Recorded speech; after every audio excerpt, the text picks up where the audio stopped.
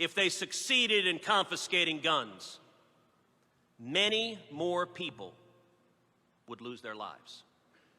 Here's a statistic from the Obama White House, hardly a right-wing source.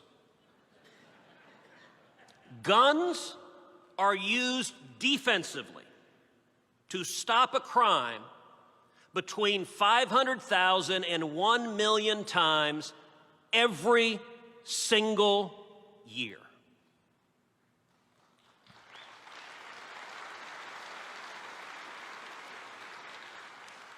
That means if the left disarms America, those crimes would no longer be stopped. Many more single moms in subways would be assaulted or raped or murdered. Home invasions would turn much more deadly as only the criminals would have guns.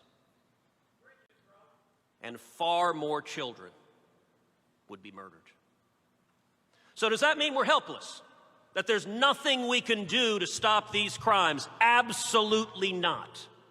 Let's focus on what works. Stopping the bad guys, imprisoning violent criminals, and protecting our vulnerable.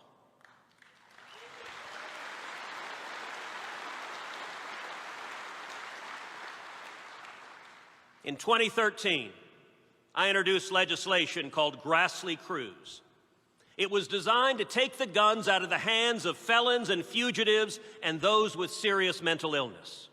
Cruz did three things.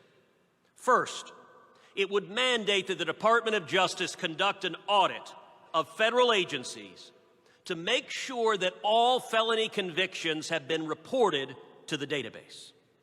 Second, Cruz would create a gun crime task force at the Department of Justice, specifically to prosecute felons or fugitives who try to buy firearms illegally. In 2010, there were 48,000 felons and fugitives who tried to illegally buy guns. The Obama Department of Justice prosecuted only 44 of them. That is indefensible. Third, Cruz would have authorized $300 million for school safety improvement grants to harden our schools. When Cruz came to the Senate floor for a vote in 2013, 52 senators voted yes, including 9 Democrats. It was the most bipartisan piece of comprehensive legislation before the Senate. So why didn't Cruz pass into law if a majority of the Senate voted for it? Because Harry Reid and Chuck Schumer and the Democrats filibustered it. If you want to talk about policy proposals that could have stopped at least some of these mass murders, Cruz is a perfect example. Take Sutherland Springs. There, it was already illegal for the shooter to purchase firearms, doubly so, because he was a felon and because he had a domestic violence conviction. So how did he get his guns? Because the Obama Air Force failed to report his felony conviction to the database. And so he passed the background check. If Cruz had passed, if the Democrats hadn't filibustered it, then the DOJ audit would have presumably caught his felony conviction. And the Gun Crimes Task Force would have prosecuted him for the felony of lying on the background check form. That would have meant that that monster would have been sitting in a federal prison instead of murdering 26 innocent people in that beautiful sanctuary. To this day, I don't know if any reporter has asked even a single Democrat why they filibustered bipartisan gun violence legislation that could have made a real difference saving lives. So what about Uvalde? Well, part of Cruz was $300 million to upgrade school security, because we've seen a tragic pattern repeat. When I sat down with the families at Santa Fe, we discussed how that monster had entered through an unlocked back door. How he'd been able to make it to a classroom unimpeded and murder innocent children. We also know that there are best practices at federal buildings and courthouses where, for security reasons, they limit the means of entry to one entrance. Schools, likewise, should have a single point of entry.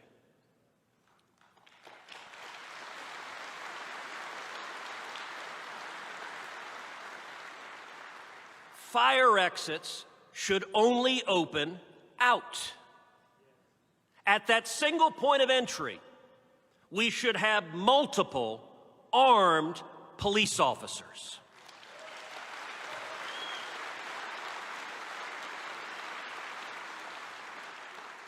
Or, if need be, military veterans trained to provide security and keep our children safe.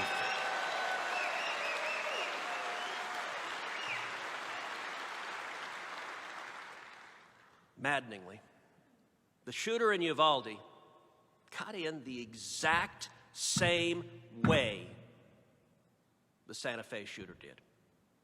He walked through an unlocked back door into an open classroom. We need serious funding to upgrade our schools, to install bulletproof doors and locking classroom doors.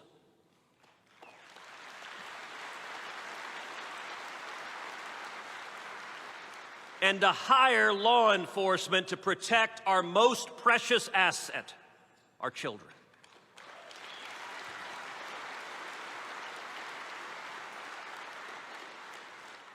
Senate Democrats cynically blocked school safety funding in Grassley Cruz, and they have repeatedly blocked my legislation to allow schools to access $1.3 billion in federal funds to improve school safety.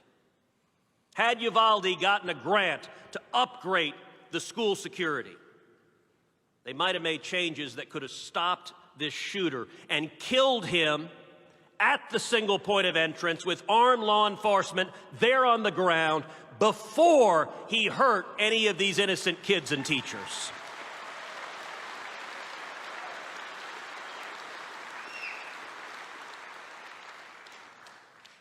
Ultimately, as we all know, what stops armed bad guys is armed good guys.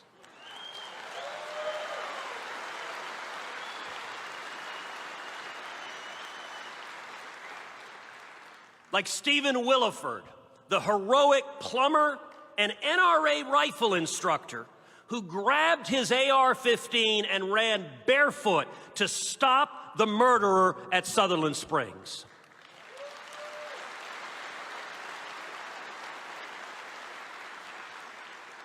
Or the Border Patrol Tactical Unit who finally killed the Uvalde monster.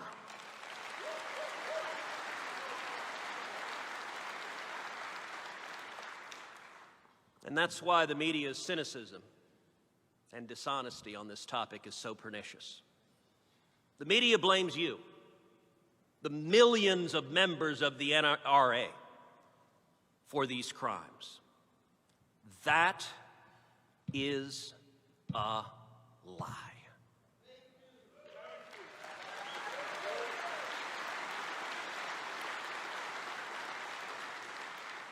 Nobody here has committed these kinds of unspeakable crimes.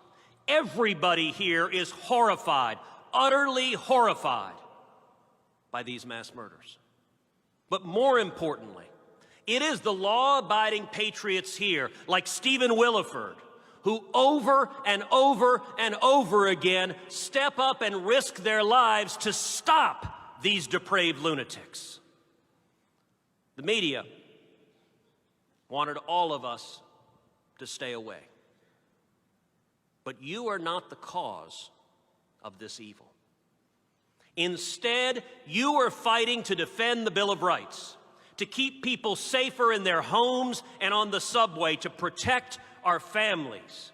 You are the veterans, the law enforcement members, the courageous men and women who rise to defend your fellow neighbors.